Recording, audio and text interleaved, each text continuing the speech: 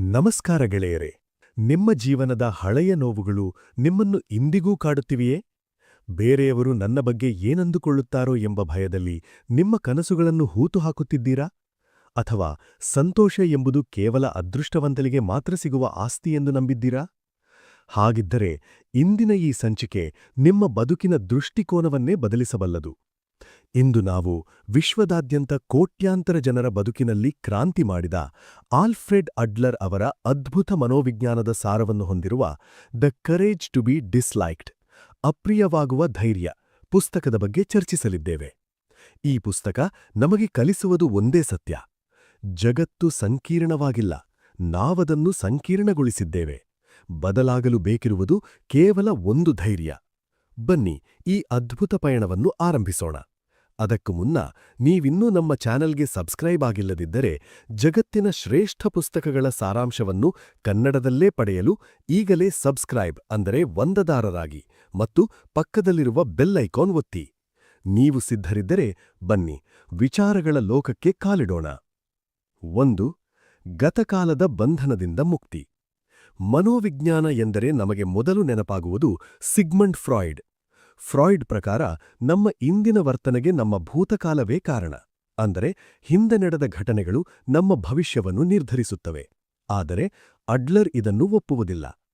Adler ಅವರ ಸಿದ್ಧಾಂತದ ಪ್ರಕಾರ ನಾವು ಗತಕಾಲದ ಘಟನೆಗಳಿಂದ ನಿರ್ಧರಿಸಲ್ಪಡುವುದಿಲ್ಲ, ಬದಲಾಗಿ ಆ ಘಟನೆಗಳಿಗೆ ನಾವು ನೀಡುವ ಅರ್ಥದಿಂದ ನಮ್ಮ ಜೀವನ ರೂಪಿತವಾಗುತ್ತದೆ.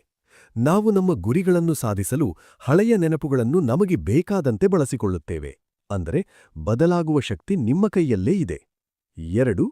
ಟೆಲಿಯಾಲಜಿ ಅಂದರೆ ಉದ್ದೇಶದ ವಿಜ್ಞಾನ.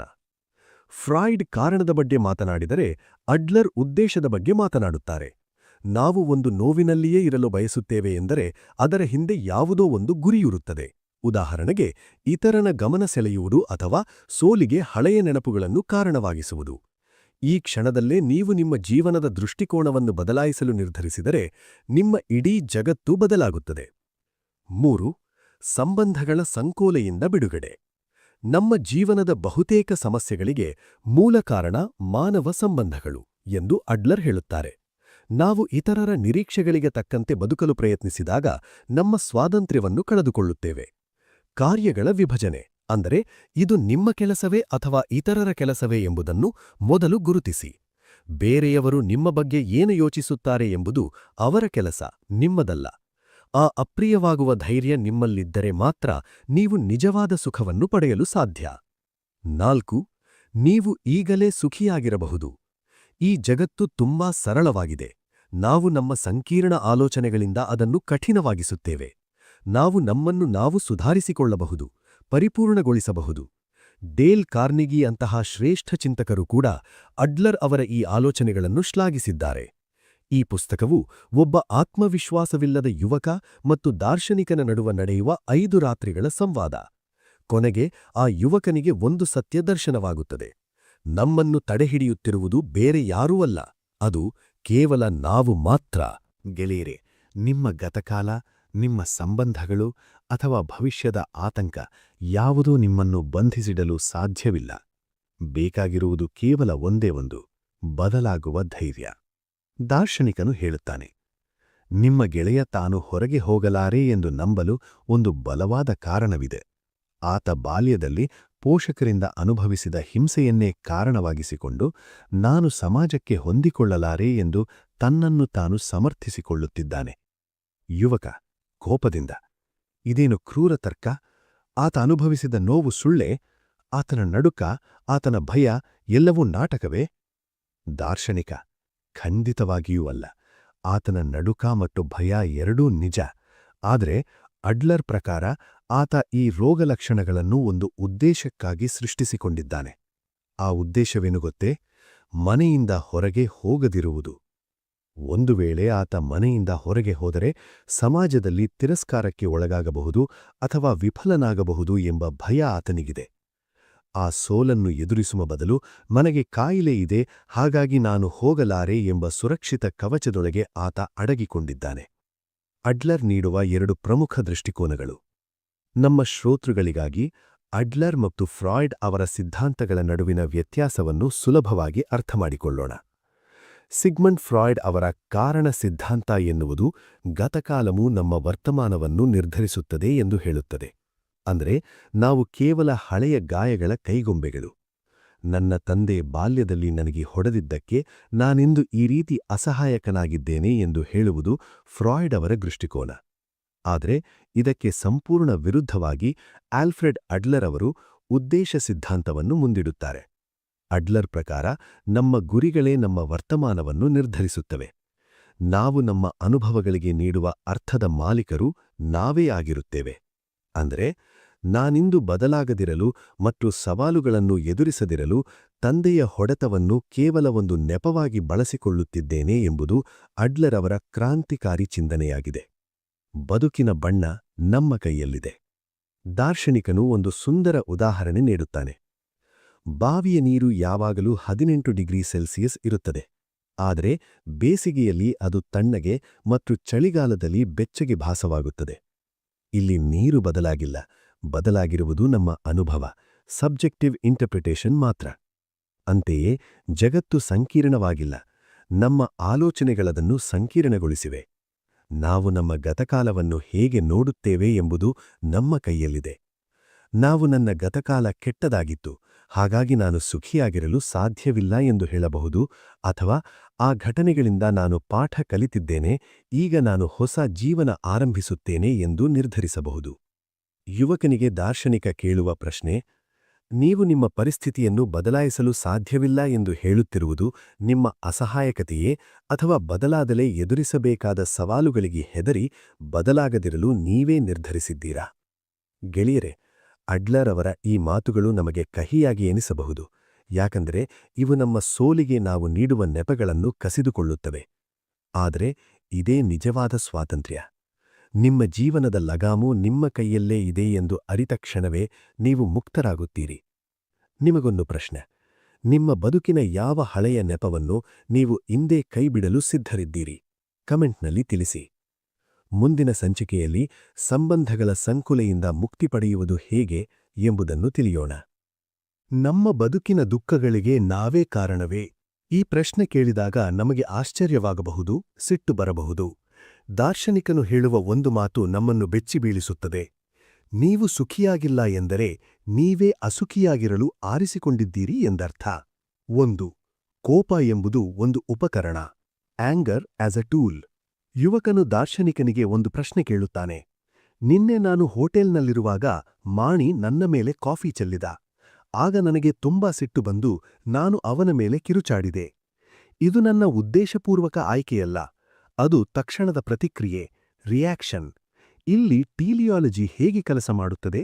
ದಾರ್ಶನಿಕನು ನಗುತ್ತಾ ಉತ್ತರಿಸುತ್ತಾನೆ: ನೀವು ಅವನ ಮೇಲೆ ಕಿರುಚಾಡಿದ್ದು ಅವನ ತಪ್ಪಿಗಾಗಿ ಅಲ್ಲ, ಬದಲಾಗಿ ಅವನನ್ನು ಹೆದರಿಸಲು ಮತ್ತು ನಿಮ್ಮ ಮಾತನ್ನು ಕೇಳುವಂತೆ ಮಾಡಲು ನೀವು ಕೋಪ ಎಂಬ ಉಪಕರಣವನ್ನು ಬಳಸಿಕೊಂಡಿದ್ದೀರಿ. ಒಂದು ವೇಳೆ ಆ ಮಾಣಿ ಒಬ್ಬ ಸುಂದರ ಯುವತಿಯಾಗಿದ್ದರೆ ನೀವು ಹಾಗೆಯೇ ಕಿರುಚುತ್ತಿದ್ದೀರಾ? ಖಂಡಿತ ಇಲ್ಲ. ಅಂದರೆ ನೀವು ಯಾವ ಭಾವನೆಯನ್ನು ಪ್ರದರ್ಶಿಸಬೇಕು ಎಂಬುದನ್ನು ನಿಮ್ಮ ಉದ್ದೇಶಕ್ಕೆ ತಕ್ಕಂತೆ ನೀವೇ ನಿರ್ಧರಿಸುತ್ತೀರಿ. 2. ಬದಲಾಗದಿರಲು ನಾವು ನೀಡುವ ನೆಪಗಳು. ಅಡ್ಲರ್ ಪ್ರಕಾರ ನಾವು ನನ್ನ ಹತ್ತಿರ ಹಣವಿಲ್ಲ, ನನಗೆ ಸಮಯವಿಲ್ಲ, ನಾನು ನೋಡಲು ಸುಂದರವಿಲ್ಲ ಎಂದು ದೂರುತ್ತಾ ಕುಳಿತುಕೊಳ್ಳುತ್ತೇವೆ. ಇದು ನಮ್ಮ ದುರದೃಷ್ಟವಲ್ಲ, ಬದಲಾಗಿ ಬದಲಾವಣೆಯನ್ನು ತಪ್ಪಿಸಲು ನಾವು ಕಂಡುಕೊಂಡ ದಾರಿ. ಏಕೆಂದರೆ ಬದಲಾವಣೆ ಎನ್ನುವುದು ಹೊಸ ಸವಾಲುಗಳನ್ನು ತರುತ್ತದೆ. ಈಗ ಇರುವ ಸ್ಥಿತಿಯಲ್ಲಿ ಕಷ್ಟವಿದ್ದರೂ ಒಂದು ರೀತಿಯ ಸುರಕ್ಷತೆ ಇದೆ, ಕಂಫರ್ಟ್ ಝೋನ್. ಆ ಸುರಕ್ಷತೆಯನ್ನು ಬಿಟ್ಟು ಹೊರಬರಲು ನಮಗೆ ಧೈರ್ಯವಿಲ್ಲ. ನಾವು ಬದಲಾಗಲು ಸಾಧ್ಯವಿಲ್ಲ ಎನ್ನುವುದು ಸುಳ್ಳು, ನಾವು ಬದಲಾಗಬಾರದು ಎಂದು ನಿರ್ಧರಿಸಿರುತ್ತೇವೆ ಅಷ್ಟೇ. ಗತಕಾಲವು ನಿಮ್ಮನ್ನು ವ್ಯಾಖ್ಯಾನಿಸುವುದಿಲ್ಲ. ನೀವು ಬಡತನದಲ್ಲಿ ಹುಟ್ಟಿರಬಹುದು ಅಥವಾ ಬಾಲ್ಯದಲ್ಲಿ ತೊಂದರೆ ಅನುಭವಿಸಿರಬಹುದು. ಇದು ಕೇವಲ ಒಂದು ವಾಸ್ತವ, ಒಬ್ಜೆಕ್ಟಿವ್ ಫ್ಯಾಕ್ಟ್. ಆದರೆ ಅದನ್ನು ನಿಮ್ಮ ಬದುಕಿನ ಶಕ್ತಿಯನ್ನಾಗಿ ಮಾಡಿಕೊಳ್ಳಬೇಕು ಅಥವಾ ಸೋಲಿಗೆ ಕಾರಣವನ್ನಾಗಿ ಮಾಡಿಕೊಳ್ಳಬೇಕು ಎಂಬುದು ನಿಮ್ಮ ಆಯ್ಕೆ. ಬದುಕಿನಲ್ಲಿ ನಮಗೆ ಏನು ನೀಡಲ್ಪಟ್ಟಿದೆ ಎನ್ನುವುದು ಮುಖ್ಯವಲ್ಲ, ನಮಗೆ ಸಿಕ್ಕಿದ್ದನ್ನು ನಾವು ಹೇಗೆ ಬಳಸಿಕೊಳ್ಳುತ್ತೇವೆ ಎನ್ನುವುದು ಮುಖ್ಯ. ಶ್ರೋತೃಗಳಿಗಾಗಿ ಒಂದು ಚಿಂತನೆ: ಗೆಳೆಯರೇ, ನನ್ನ ಹತ್ತಿರ ಸಮಯವಿದ್ದರೆ ನಾನು ಜಿಮ್ಗೆ ಹೋಗುತ್ತಿದ್ದೆ, ಅಥವಾ ನನ್ನ ಹತ್ತಿರ ಹಣವಿದ್ದರೆ ನಾನು ಉದ್ಯಮ ಮಾಡುತ್ತಿದ್ದೆ ಎನ್ನುವುದು ಕೇವಲ ನೆಪಗಳು ಮಾತ್ರ. ನಿಮ್ಮಲ್ಲಿ ಬದಲಾಗುವ ಧೈರ್ಯವಿದ್ದರೆ ಈ ಕ್ಷಣವೇ ನೀವು ಹೊಸ ಜೀವನವನ್ನು ಆರಂಭಿಸಬಹುದು. ಈ ಆಲೋಚನೆಗಳು ಮೊದಲ ಬಾರಿಗೆ ಕೇಳಿದಾಗ ಕಠಿಣವಾಗಿ ಅನಿಸಬಹುದು. ಆದರೆ ಒಮ್ಮೆ ನೀವು ನಿಮ್ಮ ಬದುಕಿನ ಜವಾಬ್ದಾರಿಯನ್ನು ನೀವೇ ತೆಗೆದುಕೊಂಡರೆ ಜಗತ್ತು ಎಷ್ಟು ಸರಳವಾಗಿದೆ ಎಂಬುದು ನಿಮಗೆ ಅರ್ಥವಾಗುತ್ತದೆ. ಈ ಸಿದ್ಧಾಂತದ ಬಗ್ಗೆ ನಿಮ್ಮ ಅಭಿಪ್ರಾಯವೇನು? ನೀವು ಕೂಡ ಯಾವುದಾದರೂ ನೆಪಗಳನ್ನು ಹೇಳಿ ಬದಲಾವಣೆಯನ್ನು ಮುಂದೂಡುತ್ತಿದ್ದೀರಾ? ಕಾಮೆಂಟ್ ಬಾಕ್ಸ್ನಲ್ಲಿ ನಮ್ಮೊಂದಿಗೆ ಹಂಚಿಕೊಳ್ಳಿ. ಮುಂದಿನ ಸಂಚಿಕೆಯಲ್ಲಿ ಕೀಳರಿಮೆಯಿಂದ ಹೊರಬರುವುದು ಹೇಗೆ ಎಂಬುದನ್ನು ತಿಳಿಯೋಣ. ಅಲ್ಲಿಯವರೆಗೆ ನೋಡ್ತಾ ಇರಿ. ಗೆಳೆಯರೇ, ನನ್ನನ್ನು ಕಂಡರೆ ನನಗೇ ಇಷ್ಟವಿಲ್ಲ, ನಾನು ಸುಂದರವಾಗಿಲ್ಲ ಅಥವಾ ಬೇರೆಯವರು ನನ್ನ ಬಗ್ಗೆ ಏನು ಅಂದುಕೊಳ್ಳುತ್ತಾರೋ ಎಂಬ ಭಯ ನಿಮ್ಮನ್ನು ಕಾಡುತ್ತಿದೆಯೇ? ಹಾಗಿದ್ದರೆ ಇಂದು ದಾರ್ಶನಿಕನು ನೀಡುವ ಉತ್ತರ ನಿಮ್ಮ ಜೀವನದ ದೃಷ್ಟಿಕೋನವನ್ನೇ ಬದಲಾಯಿಸಬಹುದು. 1. ಸ್ವಯಂ ದ್ವೇಷದ ಹಿಂದೆ ಇರುವ ಉದ್ದೇಶ. ಯುವಕನು ದಾರ್ಶನಿಕನಿಗೆ ಕೇಳುತ್ತಾನೆ, ಸ್ವಾಮಿ, ನಾನು ನನ್ನನ್ನು ದ್ವೇಷಿಸುತ್ತೇನೆ. ನನ್ನಲ್ಲಿ ಕೇವಲ ದೋಷಗಳೇ ಕಾಣಿಸುತ್ತವೆ.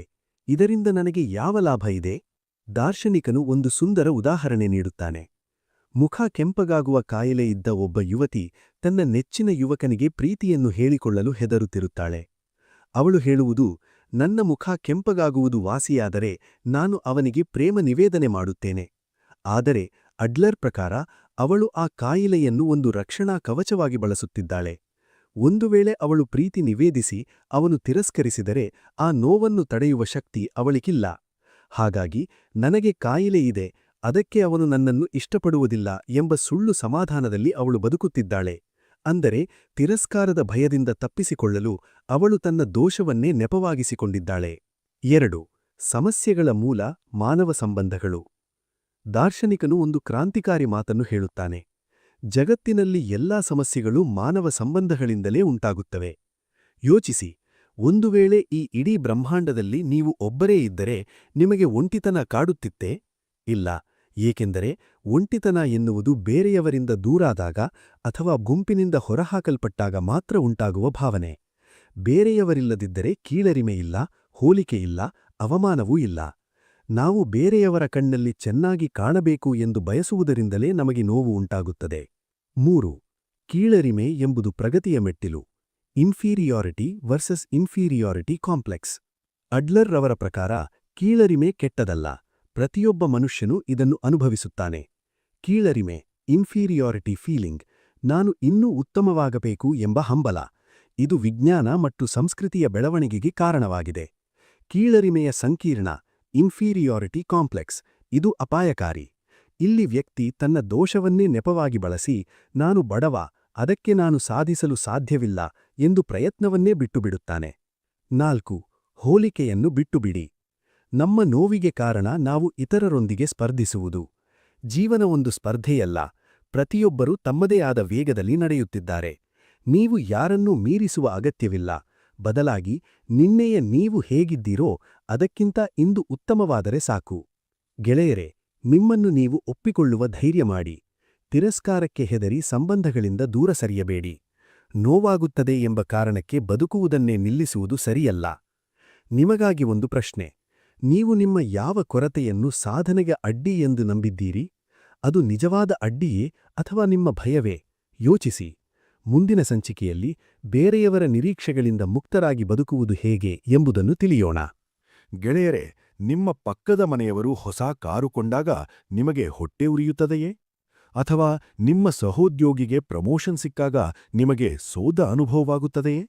ಹಾಗಿದ್ದರೆ ನೀವು ಆಡ್ಲರ್ ಹೇಳುವ ಸ್ಪರ್ಧೆಯ ಬಲೆಯಲ್ಲಿ ಸಿಲುಕಿದ್ದೀರಿ ಎಂದರ್ಥ. 1. ಜೀವನವು ಸ್ಪರ್ಧೆಯಲ್ಲ. Life is not a competition.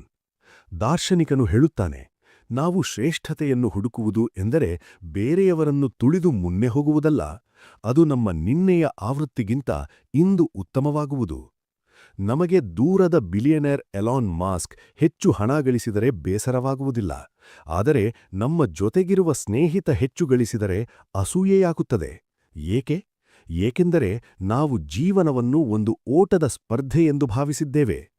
ಯಾವಾಗ ನೀವು ಇತರರನ್ನು ಸ್ಪರ್ಧಿಯಾಗಿ ನೋಡುತ್ತೀರೋ ಆಗ ಇಡೀ ಜಗತ್ತು ನಿಮಗೆ ಶತ್ರುವಿನಂತೆ ಕಾಣಿಸುತ್ತದೆ.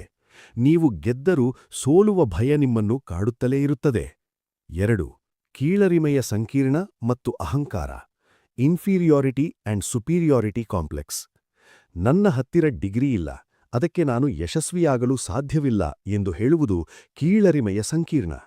ಇಲ್ಲಿ ನೀವು ಡಿಗ್ರಿ ಇಲ್ಲದಿರುವುದನ್ನೇ ಸಾಧನೆ ಮಾಡದಿರಲು ಒಂದು ಅತ್ಯುತ್ತಮ ನೆಪವಾಗಿ ಬಳಸಿಕೊಳ್ಳುತ್ತಿದ್ದೀರಿ. ಅಹಂಕಾರದ ಮುಖವಾಡ. ಕೆಲವರು ತಮ್ಮ ಕೀಳರಿಮೆಯನ್ನು ಮುಚ್ಚಿಕೊಳ್ಳಲು ಅತಿಯಾದ ಅಹಂಕಾರ ಪ್ರದರ್ಶಿಸುತ್ತಾರೆ. ತಮ್ಮ ಶ್ರೀಮಂತಿಕೆ ಅಥವಾ ಅಧಿಕಾರದ ಬಗ್ಗೆ ಸದಾ ಬಡಾಯಿ ಕೊಚ್ಚಿಕೊಳ್ಳುವವರ ಅಳದಲ್ಲಿ ದೊಡ್ಡ ಮಟ್ಟದ ಕೀಳರಿಮೆ ಅಡಗಿದೆ ಎಂದು ಆಡ್ಲರ್ ಹೇಳುತ್ತಾರೆ. 3. ಯಾರು ನಿಮ್ಮನ್ನು ಗಮನಿಸುತ್ತಿದ್ದಾರೆ? The spotlight illusion. ನಮಗೆ ಸದಾ ಒಂದು ಭಯ. ನನ್ನ ಬಟ್ಟೆ ಸರಿಯಿಲ್ಲದಿದ್ದರೆ ಜನರು ಏನಂದುಕೊಳ್ಳುತ್ತಾರೋ? ನನ್ನ ಮುಖದ ಮೇಲಿನ ಮೊಡವೆಯನ್ನು ಎಲ್ಲರೂ ನೋಡುತ್ತಿದ್ದಾರೋ? ಸತ್ಯವೇನೆಂದರೆ, ನಿಮ್ಮನ್ನು ಗಮನಿಸಲು ಯಾರಿಗೂ ಅಷ್ಟು ಬಿಡುವಿಲ್ಲ. ಪ್ರತಿಯೊಬ್ಬರೂ ತಮ್ಮ ತಮ್ಮ ಸಮಸ್ಯೆಗಳಲ್ಲಿ ಮುಳುಗಿದ್ದಾರೆ.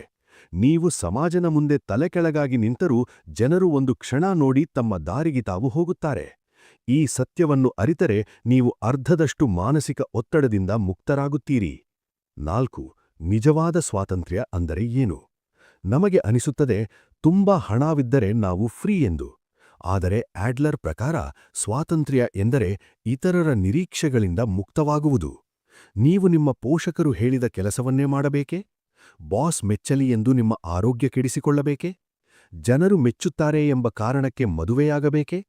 ಯಾವಾಗ ನೀವು ಇತರರ ಮೆಚ್ಚುಗೆಗಾಗಿ ಬದುಕುತ್ತೀರೋ ಆಗ ನೀವು ಅವರ ಗುಲಾಮರಾಗುತ್ತೀರಿ. ಜುದಾಯಿಸಂನಲ್ಲಿ ಒಂದು ಅದ್ಭುತ ಮಾತಿದೆ. ನಿಮ್ಮ ಜೀವನವನ್ನು ನಿಮಗಾಗಿ ನೀವು ಬದುಕದಿದ್ದರೆ ಇನ್ಯಾರು ಬದುಕುತ್ತಾರೆ? ಗೆಳೆಯರೆ, ಸ್ವಾತಂತ್ರ್ಯ ಎಂದರೆ ಹಣವಲ್ಲ. ಸ್ವಾತಂತ್ರ್ಯ ಎಂದರೆ ಅಪ್ರಿಯವಾಗುವ ಧೈರ್ಯ, ದ ಕರೇಜ್ ಟು ಬಿ ಡಿಸ್ಲೈಕ್ಡ್. ನಿಮ್ಮನ್ನು ಎಲ್ಲರೂ ಇಷ್ಟಪಡಬೇಕು ಎಂದು ನೀವು ಬಯಸದಿದ್ದಾಗ ಮಾತ್ರ ನೀವು ನಿಜವಾಗಿ ಸ್ವತಂತ್ರರು.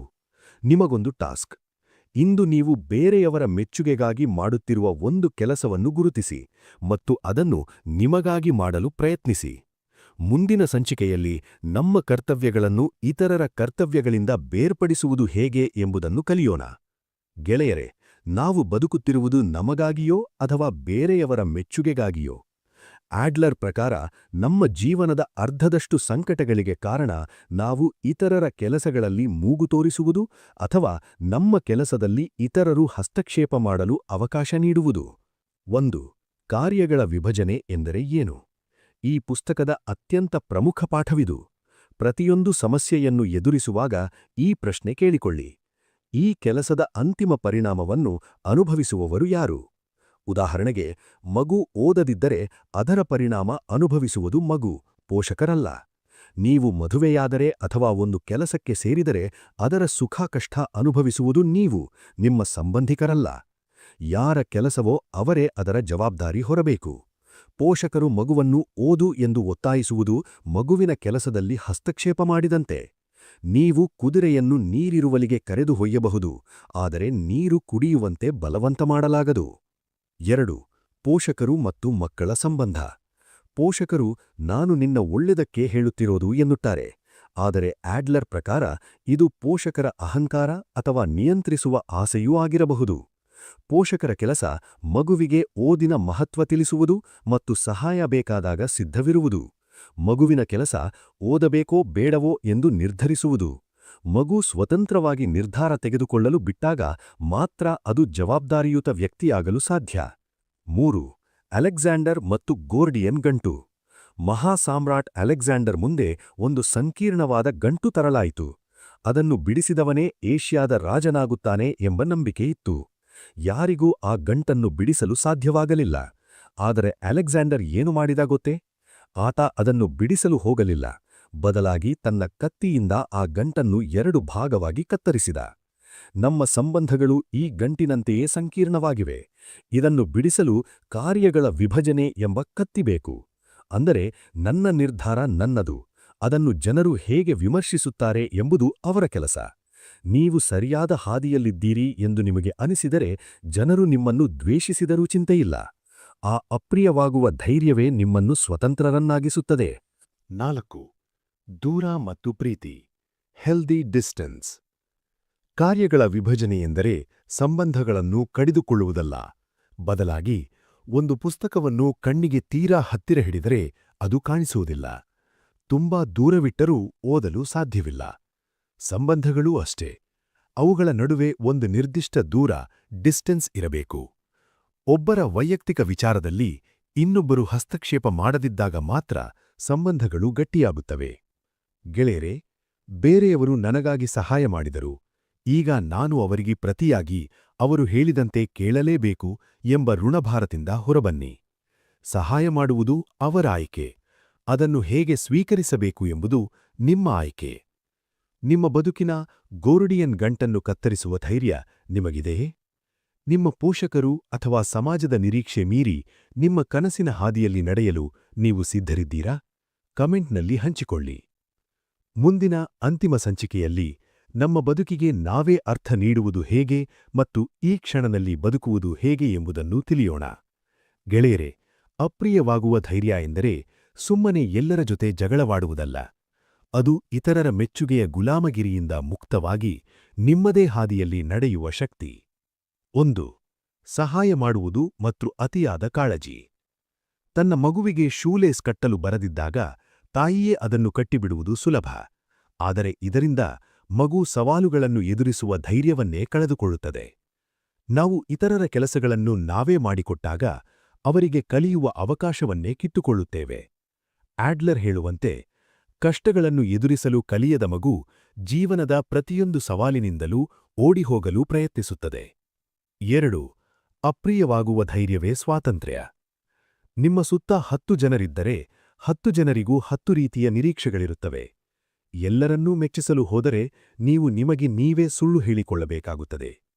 ಸ್ವಾತಂತ್ರ್ಯ ಎಂದರೆ ಇತರರು ನಿಮ್ಮನ್ನು ದ್ವೇಷಿಸಿದರೂ ಪರವಾಗಿಲ್ಲ ಎಂದು ಮುನ್ನುಗ್ಗುವುದು. ನದಿಯು ಹೇಗೆ ಕಲ್ಲುಬಂಡೆಗಳನ್ನು ಸೀಳಿ ತನ್ನದೇ ಹಾದಿ ಮಾಡಿಕೊಳ್ಳುತ್ತದೆಯೋ ಹಾಗೆಯೇ ನೀವು ಇತರರ ಅಭಿಪ್ರಾಯಗಳಿಗೆ ಹೆದರದೆ ಬದುಕುವುದೇ ನಿಜವಾದ ಸ್ವಾತಂತ್ರ್ಯ. 3. ನೀವು ಜಗತ್ತಿನ ಕೇಂದ್ರವಲ್ಲ. The map of life. ನಾವು ಹೆಚ್ಚಾಗಿ ಅಂದುಕೊಳ್ಳುತ್ತೇವೆ, ಎಲ್ಲರೂ ನನ್ನನ್ನೇ ನೋಡುತ್ತಿದ್ದಾರೆ, ನನ್ನ ಯಶಸ್ಸೇ ಮುಖ್ಯ. ಆದರೆ ಜಗತ್ತಿನ ನಕ್ಷೆಯನ್ನು ನೋಡಿ. ಭಾರತದ ನಕ್ಷೆಯಲ್ಲಿ ಭಾರತ ಮಧ್ಯದಲ್ಲಿದ್ದರೆ ಫ್ರಾನ್ಸ್ ನಕ್ಷೆಯಲ್ಲಿ ಫ್ರಾನ್ಸ್ ಮಧ್ಯದಲ್ಲಿರುತ್ತದೆ. ಸತ್ಯವೇನೆಂದರೆ ಜಗತ್ತಿಗೆ ಕೇಂದ್ರ ಎಂಬುವುದೇ ಇಲ್ಲ. ನಾವು ಈ ವಿಶಾಲ ವಿಶ್ವದ ಒಂದು ಪುಟ್ಟ ಭಾಗವಷ್ಟೇ. ನಾವು ಇತರರಿಗಿಂತ ಮೇಲಲ್ಲ ಅಥವಾ ಕೀಳಲ್ಲ, ನಾವೆಲ್ಲರೂ ಸಮಾನರು. ಇದನ್ನು ಆಡ್ಲರ್ ಸಮತಲ ಸಂಬಂಧಗಳು ಎನ್ನುತ್ತಾರೆ. 4. ಸಮುದಾಯ ಪ್ರಜ್ಞೆ. Sense of community. ಕಾರ್ಯಗಳ ವಿಭಜನೆ ಕೇವಲ ಆರಂಭವಷ್ಟೇ. ಅಂತಿಮ ಗುರಿ ಎಂದರೆ ನಾನು ಈ ಸಮುದಾಯದ ಒಂದು ಭಾಗ ಎಂಬ ಭಾವನೆ ಹೊಂದುವುದು. ನಿಮ್ಮ ಶಾಲೆಯಲ್ಲಿ ಶಿಕ್ಷಕರು ತಪ್ಪು ಮಾಡಿದರೆ ನೀವು ಕೇವಲ ಒಬ್ಬ ವಿದ್ಯಾರ್ಥಿಯಾಗಲ್ಲ, ಈ ಸಮಾಜದ ಒಬ್ಬ ಸಮಾನ ನಾಗರಿಕನಾಗಿ ಅದನ್ನು ಪ್ರಶ್ನಿಸುವ ಹಕ್ಕು ನಿಮಗಿದೆ. ನೀವು ಕೇವಲ ಒಂದು ಕುಟುಂಬ ಅಥವಾ ಕಚೇರಿಗೆ ಸೀಮಿತರಲ್ಲ, ನೀವು ಈ ವಿಶಾಲ ಬ್ರಹ್ಮಾಂಡದ ಒಂದು ಭಾಗ. ಈ ದೊಡ್ಡ ದೃಷ್ಟಿಕೋನ ನಿಮ್ಮಲ್ಲಿದ್ದರೆ ಸಣ್ಣಪುಟ್ಟ ಟೀಕೆಗಳು ನಿಮ್ಮನ್ನು ಕುಗ್ಗಿಸುವುದಿಲ್ಲ. ಗೆಳೆಯರೇ, ಜೀವನವು ಒಂದು ಓಟದ ಸ್ಪರ್ಧೆಯಲ್ಲ. ಇಲ್ಲಿ ಯಾರನ್ನೂ ಸೋಲಿಸುವ ಅಗತ್ಯವಿಲ್ಲ. ನಿಮ್ಮ ಬದುಕಿನ ಅರ್ಥವನ್ನು ನೀವೇ ಸೃಷ್ಟಿಸಿಕೊಳ್ಳಬೇಕು.